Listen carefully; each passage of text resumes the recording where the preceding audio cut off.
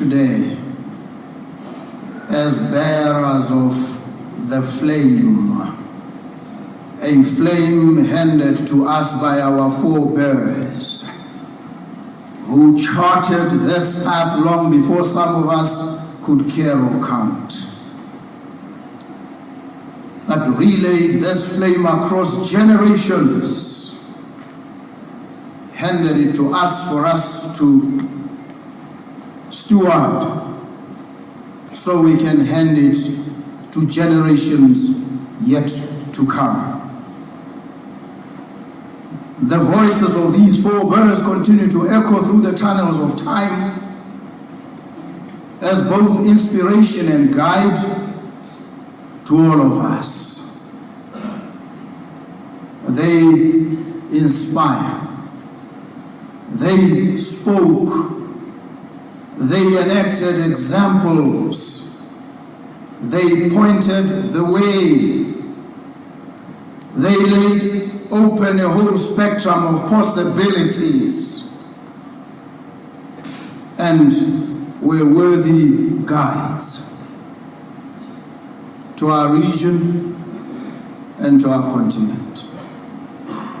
We recognize, we love them so. We appreciate the contribution that they made, one and all. Recognize the President of the Republic of Namibia,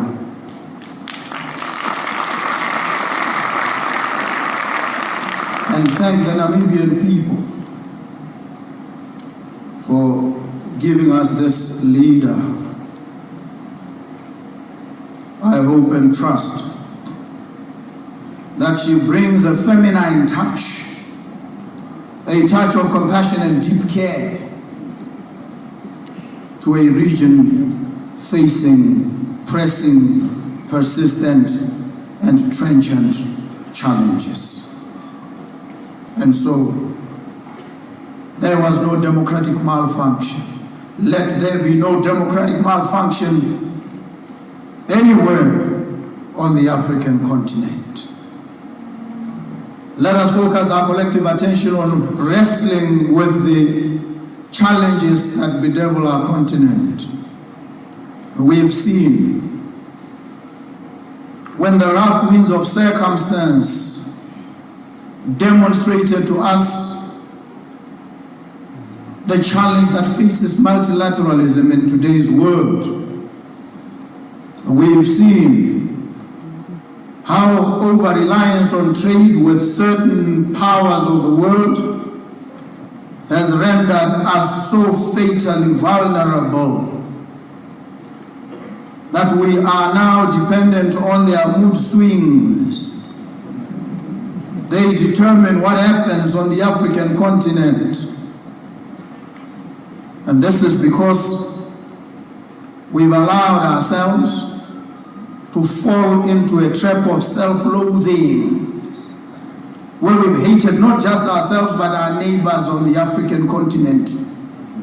We've refused, we've been reluctant to trade with each other, to see and recognize each other's worth.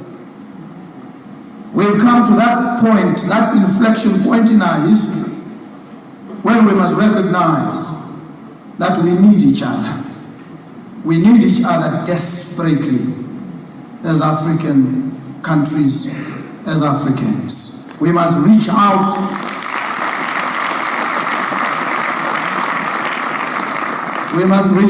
across barriers, across boundaries, across barricades, and find each other, and lean on each other, and hold each other by the hand as we strengthen, deepen intra-Africa trade. That's our only means of survival. We've spoken on this. There's been a lot of political rhetoric around these issues. We are at that point where words must now translate into tangible deliverables. hundreds of thousands of our citizens across the breadth, the length of the African continent are still caught in the hellish death grip of poverty and unemployment. Africa is in distress. It is calling out to each and every one of us. That cry of distress is a call to the rescue. And we must rise here and now and into the future and respond to that cry of distress. And so we are here today to carve pathways from the inalterable circumstances of our existence with an appreciation that the institutions, the ways in which we've organized ourselves, are routinized and are collectivized, are stylized modes of behavior, must give way to transformative, radical, progressive ideas and actions. And with those few feeble words, let me exhort the whole SADC and indeed the whole of the African continent to action. Thank you so very much for the privilege of your coming here and the pleasure of your kind attention. Thank you so very much. Wow, what a speech from the President of Botswana, Advocate Duma Gideon Boko, to the leaders of SADC. Africa is crying. Africa is crying and asking for rescue, a call to rescue Africa. That's what President Duma Gideon Boko has said. It's true that Africa is crying. Not only crying, Africa is bleeding. Africa is bleeding in Sudan. Africa is bleeding in DRC. Africa is bleeding in some places in northern Nigeria, in some parts of Sahel. Africa is crying. It's our duty. It's our responsibilities. All of us, the people of Africa, whether you are in the continent or you are in the diaspora, you have a great duty and law to play to rescue our mother continent, Africa. Families, friends, for Africans, as you heard from President Duma Gideon Boko, the time for action is now. For a long time, African leaders have provided good speeches, inspirational speeches. I think the time for African leaders to act is now. And it is possible because in your lifetime, we have seen a leader like Traore has done something unique. Leaders in Sahel has shown us the way that is possible. I hope SADC will count what President Duma Boko has said, and they will put into action. The problem that we have good speeches, we have good words, good plans in our documents, but we lack implementation. For many years, Africa, we are exporters of raw materials. But if you listen, our leaders, all of them are talking about value addition. But how many African leaders have sat down and working collectively and say, from now and then, my gold, my diamond will not go out without value added? How many African leaders done like that? We have seen in Sahel, Traore came out and said, we know how to mine. We don't need multinational companies to mine on our behalf. We can mine ourselves, we can refine our gold, and we can sell the finished product. We see, we witnessed in your lifetime when the late President of Tanzania, John Pombe Magufuli, said, if you want to invest in mining, come and build refinery here in the continent of Africa, in Tanzania at that time. You see, it is possible. the problem that we have, we are not working together. We know that Africans, we are divided, and all of us, we witnessed, and we know very well that the continent is divided. If we know our challenges, we know what we are suffering for, why we are not collecting this thing, why we are not coming together. I have been saying one time in this platform, if you're familiar, I came with the idea of tolerization, of course. In a series of tolerization, I said African leaders, they need to convene a meeting to agree together that this time no gold will be exported into law forms.